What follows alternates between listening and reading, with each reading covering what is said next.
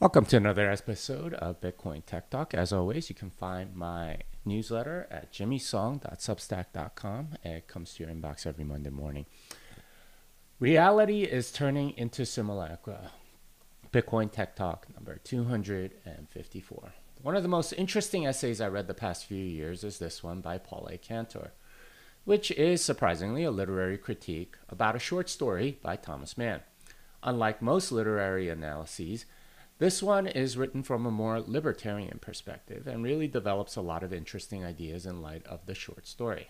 The short story is set in Weimar Republic era Germany, and Cantor makes a literary analysis which not coincidentally includes economic aspects of that era. The essay is worth reading in full and gives a lot of food for thought. But one particular thing that struck me is a concept he introduces, which is that of a simulacrum. By definition, it's an image or representation of something, but for the purposes of the essay, he uses the definition by Baudrillard, a French philosopher. A simulacrum is a copy, paradoxically, without the original. How can something like this exist? Usually, this is through the process of copying something real and then making a copy of a copy, then a copy of a copy of a copy, and so on, until there's no resemblance to the original. A simulacra is emptying, retaining the form without the soul. As pointed out in the essay, our fiat money is a simulacrum. It begins its life as a representation of gold, and for a while it does to various degrees. But once convertibility is suspended, as it did with the dollar 50 years ago, it became a simulacrum, a copy without the original. The same can be said of altcoins, who are copies of Bitcoin, who retain a semblance of the form, that is, using blockchains, without the soul, that is, decentralization. What's more interesting is that culturally, we're seeing this effect everywhere. The essay points out how people act more like actors, who themselves are supposed to represent real people. In our day, social media interactions are on their way to becoming simulacra of real-life interactions, which have mutated to the point where they don't resemble anything real. Political correctness is a simulacrum of moral action retaining the form, and particularly the outrage associated with moral violations, but without anything solid, being completely relative in nature. Money's emptying out of value, that is, through debasement and loss of soundness, causes an artificiality throughout society. In other words, phony money results in phony people, and phony people are more or less willing to suspend reality for the sake of getting along. The artificiality of money spreads to people and institutions like cancer, causing so much of the craziness we see today. The good news is that we have Bitcoin, and it is sound money. Even relatively safe representations like wrapped Bitcoin, derivatives, balances on exchanges are not considered Bitcoin because, as we say, not your keys, not your coins. In other words, Bitcoin resists this turn toward fakeness. There's reason to believe that this will extend to other aspects of life as well. Bitcoiners tend to be more concerned with first principles and a priori thinking than, say, their fiat or altcoin counterparts. This results in a skepticism of representations and vetting claims. Trusted third parties are where artificiality grows. The benefits of being more aligned with reality cannot be overstated. It allows for better predictions going forward and more entrepreneurship in general because perception and reality match. It allows for more rational choices based on reality instead of narratives. It discourages political machinations as objective data is more valued.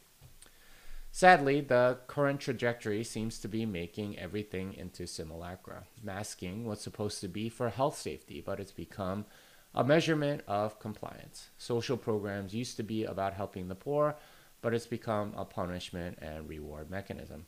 The military used to be about defense, but the U.S. hasn't fought a defensive war in a long time. Let's hope that Bitcoin can turn this around. So I was inspired by this essay, and it is a really cool one about simulacra. And I've been reading some C.S. Lewis. There's a book called The Great Divorce, where the conception is that there is essentially the state of sin is sort of like becoming less and less real. And that it occurred to me that this is more or less what's happening with people, is that we're becoming more and more fake or less and less real. And I think a large part of that root cause is the money that we're using. It's not real. It doesn't have any backing. It used to represent gold, but it no longer does. And social media was representing relationships, but that's it's a facade of relationships, and it retains something of the form, but none of the soul. And modern art is very much like that. It used to represent actual, views of something, like a literal view, like a view of a sunset or something like that. But it's become like very abstract, and it too is a simulacrum.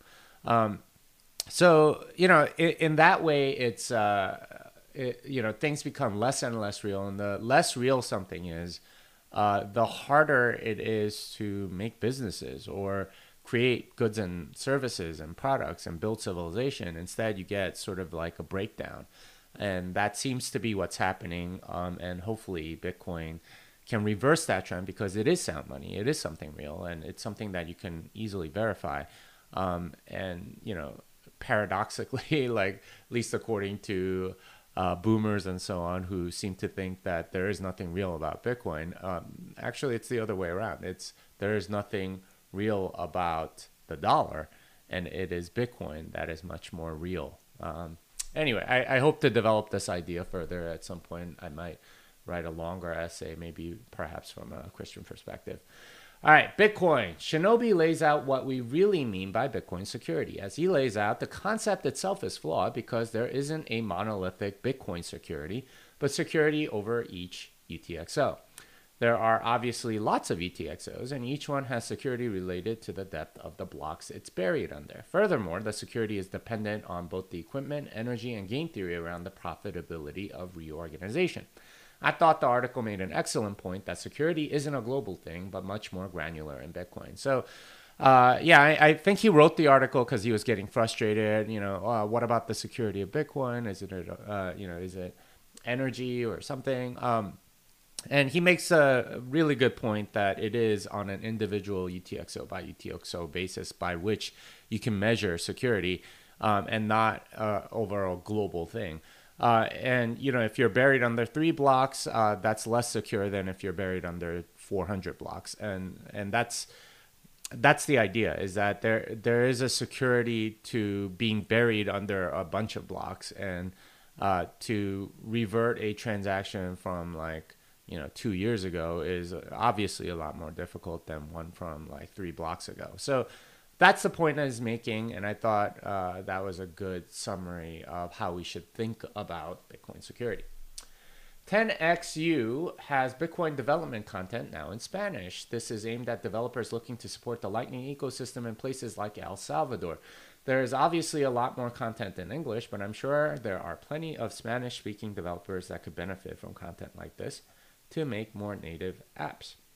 We've had some great apps come out of the Spanish-speaking countries like Moon. So this should help in developing the ecosystem. Yeah, so this is something that is a little bit of a problem in grabbing more developers for the Bitcoin ecosystem, because so many people that, English is the lingua franca of the world, but if you don't speak English, it is very difficult to understand or learn the Bitcoin protocol. Largely because there's just no content in that language, or there's very little content in that language. So you end up with probably a significant amount of the world's talent that's not able to contribute because there's no documentation. So I really do applaud projects like this. And by the way, if you want to translate Programming Bitcoin into Spanish, please let me know. I have the translation rights. Brink has application guidelines for developers who want grants to support the Bitcoin ecosystem. Their transparency on this process is laudable, and I hope more people apply for such grants so more developers can get support. For those interested, the main criteria seems to be a track record for producing, and that will likely mean bigger grants for more proven coders. This is one of the many paths now available to Bitcoin developers for funding, and I hope more such programs come into existence. For sure, I expect more as the bull market sort of develops. Like I wrote in a tweet last night, I don't think anyone knows how crazy this thing's going to get, and the amount of money that Bitcoiners are going to have is going to be absolutely insane, and that's going to change the equation for a lot of people. So looking forward to that. Let's talk about Lightning. Lisa Nagood discusses the challenges with inbound liquidity. The post is thorough in describing the problem and the pitfalls. One thing I learned is that earning of routing fees actually destroys a little bit of the inbound liquidity, as money earned that way comes out of the inbound channels. She eloquently describes methods to obtain additional liquidity and the role of new liquidity ads feature in finding it.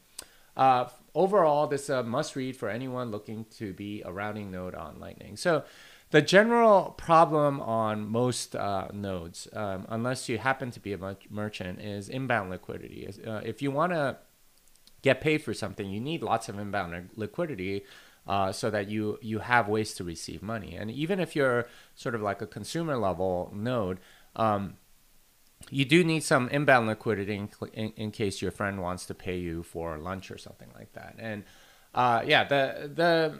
she lays out a lot of different concerns that you have to have in order to have the right inbound liquidity, how to obtain it, and so on. So I thought it was really good, worth reading. Hyperbole examines whether Lightning Network transactions actually have meaningful impacts on chain. Currently, Lightning open-close transactions only amount to 0.1% of the total on-chain fees, meaning that we're very early in Lightning adoptions. This is the highest amount it's ever been, suggesting that Lightning usage is growing steadily. This is a metric very much worth watching, though with Schnorr, Lightning Network open closes will not be obvious on-chain when Taproot activates. So, we talk about Lightning as sort of the future and this way of scaling Bitcoin and so on. But the usage is absolutely tiny. So I do feel like as it ramps up and as it becomes more prominent, it'll be able to take a lot more transactions. And I like, just anecdotally in my day-to-day life, I'm finding that Lightning Network transactions are about half of the transactions I do. And if that's at all the case, the fact that it can take 0.1% of the block space and still have about half the transactions of Bitcoin would be absolutely huge. That would mean that we can scale at least 1,000, like 500 times, just based on like Lightning Network channels, without much of a hitch and without like block craziness or whatever. Because there are certainly a lot of people using Lightning, and it is very, very convenient. Fountain Podcast is a Lightning Network-based podcast app. They have an interesting feature called Boostergrams, which is described here. Basically, you can send a message to the creator of the podcast along with some Lightning payment. Instead of comments on YouTube videos, which are free, this is a private message sent with a payment as to have natural Sybil resistance. This is a great alternative to having ads, which pretty well nobody likes. And we can come fairly quickly to a market price on what users are willing to pay for content. I really like this idea. It's kind of like a mini Patreon. And I suspect that, with Lightning, you will eventually get something like Patreon where you can have like subscription payments and so on. But this is really cool because it allows people to just pay directly and say, hey, really appreciated the show, really appreciated this particular episode and, what you did with it.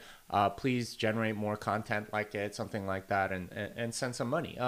And this can be a much better signal to the podcast creator than, number of views and so on, because you know what people are willing to pay for. And this is what every entrepreneur gets into is, okay, what are people willing to pay for, and how do I make more of that content? This is how you build a business. So, I think podcasts can become more of a business and less like so ad driven and based on what people like and more directly in the market. I look forward to that happening. Zion is a social media network built on Lightning. Bitcoin Magazine covers the platform here. This is a brainchild of JP Sears, who has a very popular YouTube channel satirizing a lot of controversial topics. It's not a surprise that content creators are looking for alternatives given the censorship going on with the centralized platform. So Lightning is a very natural alternative. As you might expect, you need to run your own server in order to run Zion, though they have a hosted option. The decentralized web is starting to be built. So JP is, Awaken with JP. He plays multiple characters and and basically satirizes like masking and all kinds of stuff like that. Really interesting channel, and I imagine he's under some pressure because he doesn't toe the company line about a lot of stuff, especially on YouTube. So this makes sense, and I hope he can figure out a way to make this social media network work. Certainly with Lightning, you can run your own server, host your own content, and serve it up to whoever wants it, and therefore it becomes very peer-to-peer. Whether or not enough people take it up to sort of get that escape velocity going is the big question. I certainly hope they do. BitNob is now using Lightning for remittances. They are a startup, and the article covers why they made the company and how they're changing the remittance experience. Lightning seems far better suited than on-chain payments, and I really hope their idea takes off. The world, particularly people that seem most disadvantaged, are benefiting from the technology. So as they're saying, a lot of remittance payments in Africa especially is a ginormous industry, and they are getting screwed by all of the middlemen, particularly bankers in New York, essentially, that are making money. Every time remittances are sent to Africa, you convert whatever currency to the dollar and then to that currency. So there's like two hops there, and some banker in New York makes money every time, which is kind of crazy, but that's how it is. But you can enable sort of direct payments using Lightning, and that's what they're seeking to do. And yeah, I mean, Lightning really is kind of exploding on this run like never before, and it is very exciting what is going on and the businesses that are being built on it.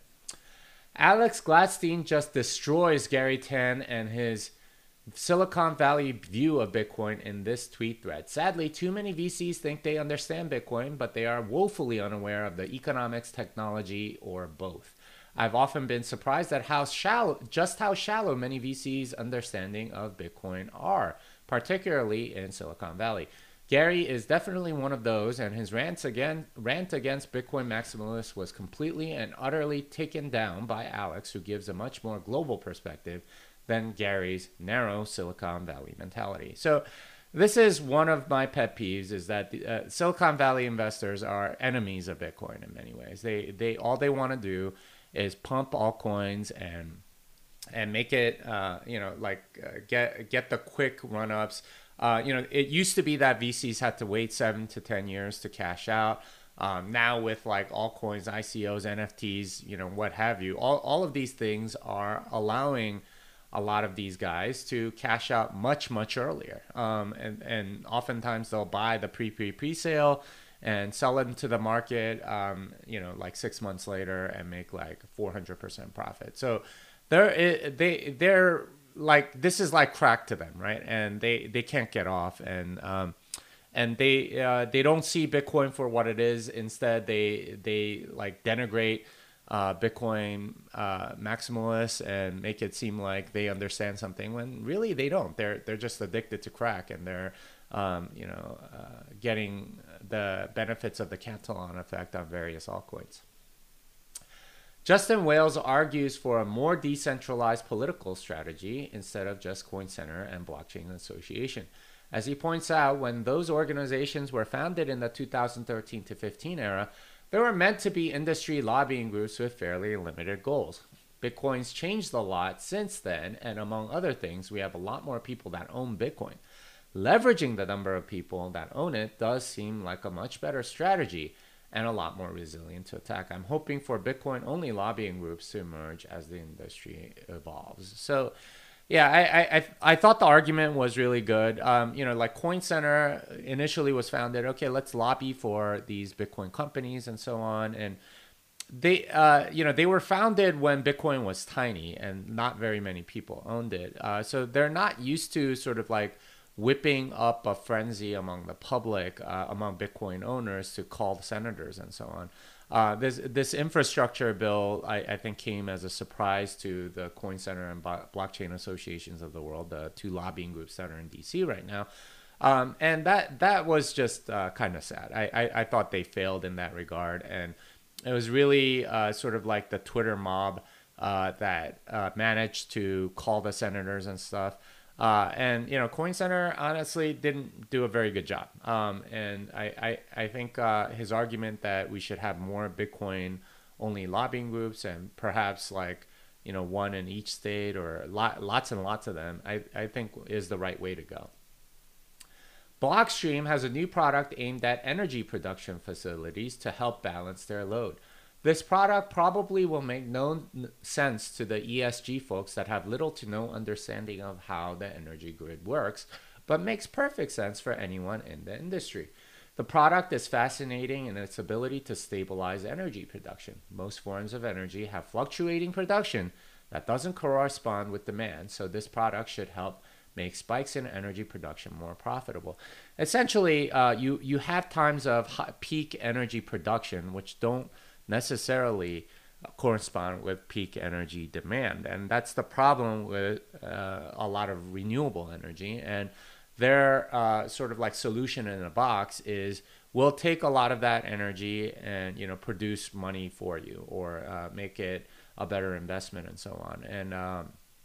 And this is what a lot of Bitcoin miners do, but they're selling it directly to the energy producers as a way to balance their stuff and not be so dependent on, say, a Bitcoin miner. Really great product and very clever, and I hope that they do really well with it. We know libertarians love Bitcoin. Samantha Messing makes the progressive case for Bitcoin. As she points out, Bitcoin has been taken up by minorities and poor people in the third world more than the average. Interestingly, Warren's opposition to Bitcoin is cast as a defense of the banking status quo, which Warren's denounced. I suspect that this isn't necessarily going to convince people like Warren, as politicians are used to railing against industries that they secretly defend. That said, perhaps this argument can convince some younger progressives. So I do think that we need to make more arguments on the liberal side. I think the conservatives more or less get it, or at least they're a lot more open to it. And, I don't know why it is, but the progressive side seems to be a lot harder to convince in some ways, especially if they're already against Bitcoin. But, it's coming, and it's better that they get on the arc than not. Wilbur Wrong shows how the pound, the central bank-backed fiat money, became what it is today through war. The article is great in its capturing of the history that led to the establishment of the Bank of England. War was a major driver, as funding them was the impetus for much of the monetary machinations that eventually led to the central bank. I was struck by how limited tyranny was before the establishment of the central bank and how expansive that tyranny became afterwards. So, really interesting story, and I hope more people read stuff like this, because monetary history is full of stuff like this, and we're told that the tyranny now is nowhere near the tyranny that peasants experienced in the 17th century or something like that. But in actuality, it was the reverse. Like people had a lot more freedom back then, and they weren't policed for their speech or forced to get vaccines or something like that. It was always they had a lot more freedom, and it's money that made tyranny much more possible. And it's not a coincidence, for example, that it's in the Communist Manifesto, the complete control of money, because money is a very easy way, essentially, to control people, and that's it's a form of tyranny that I think we should be very aware of, especially by studying history. Here's what some quick hits. Here's what happened to the $100 per student that was given out at MIT in 2014. So this was a project back in 2014 where they gave every MIT student like $100 in Bitcoin something like a tenth of them used the Bitcoin like right away, and they're obviously regretting it now because that $100 was something like zero point 0.3 Bitcoin, which is worth like $15,000 as of this podcast. So pretty interesting, and reading about like the regrets a lot of them have 7 years ago, kind of crazy. You may be able to pay your mortgage in Bitcoin soon. So there's a bank working on payment of mortgages in Bitcoin, which makes sense. There will probably be a lot more Bitcoin buyers and so on. Another week, another confused billionaire says something dumb about Bitcoin. This one is Mark Cuban, who is not known for saying too many intelligent things, especially about Bitcoin. And he's like basically pumping Dogecoin. He obviously has no clue what the hell he's talking about. And he's made a lot of money doing stupid things and like altcoins and so on. And he is kind of like that Silicon Valley investor that just basically pumps altcoins for his profit and so on. Another week, another exchange gets hacked, and this is just all too common. But this one was in Japan, and it was for like $74 million. Not your keys, not your coins, people. Events. I will be at the Big Block Boom Conference in Dallas this week on August 26th to 29th. Token 2049 in London, England on October 7th or 8th, although that may be a little bit more, questionable depending on the lockdown restrictions that are happening by then. And in Atlanta for TabConf on November 4th to 5th. So those are the next three, and we'll see where they go. The Programming Blockchain Seminar is in London and Atlanta after and before the two conferences respectively, and it's a 2-day seminar for programmers to learn about Bitcoin, and you can apply on the website. All right, I also have some scholarships for those that can't afford it. All right, on this week's Bitcoin Fixes This, I talked to Bitcoin Mechanic about the punk mentality, music, finding a good place to live, and the attitude of self-sovereignty. I read through last week's newsletter, which you can find there. Bitcoin Mechanic was great. He was a professional musician for a long time, and he's been in Bitcoin since like 2011, so he's got a very interesting perspective. I talked about the new book on the Lifeblood podcast. So you can get Thank God for Bitcoin, the Little Bitcoin book, and Programming Bitcoin all on Amazon. Please, that's a nice way to support this channel. Unchained Capital is a sponsor of this newsletter, and I am proud to be an advisor of this company that's enhancing security for Bitcoin holders. If you need multi-sig, collaborative custody, or Bitcoin native financial services, learn more at unchained.com. Fiat Delenda Est, this song is done.